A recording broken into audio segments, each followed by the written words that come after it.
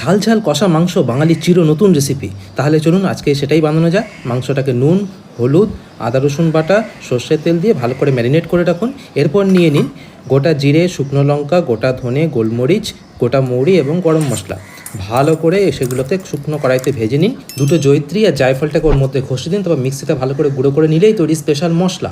আলু, পেঁয়াজ, আদা, রসুন, টমেটো সব নিয়ে নিন। আলুগুলোকে ভালো করে ভেজে নিন। তুলে নেওয়ার পরে তার মধ্যে আদা এবং রসুন কুচি দিয়ে পেঁয়াজ কুচিগুলোকেও দিয়ে দিন। পেঁয়াজটা ভাজা হয়ে এলে তার মধ্যে মাটনগুলোকে দিয়ে দিন।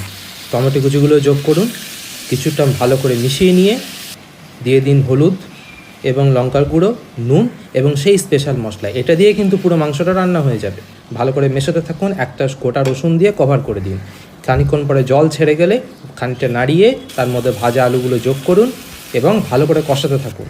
তেলটা ছেড়ে গেলে জল যোগ করুন এবং গোটা জিনিসটাকে একটা প্রেসার কুকারে ট্রান্সফার করে দিন। 3-4টে সিটি পড়ার পরে জিনিসটাকে বের করে নিন। তার মধ্যে আরও কিছুটা নুন অ্যাডজাস্ট করুন। আবার সেই মশলাটা দিন। ভালো করে নাড়িয়ে নিলেই তৈরি সুপার হিট ঝাল ঝাল মাটন কারি।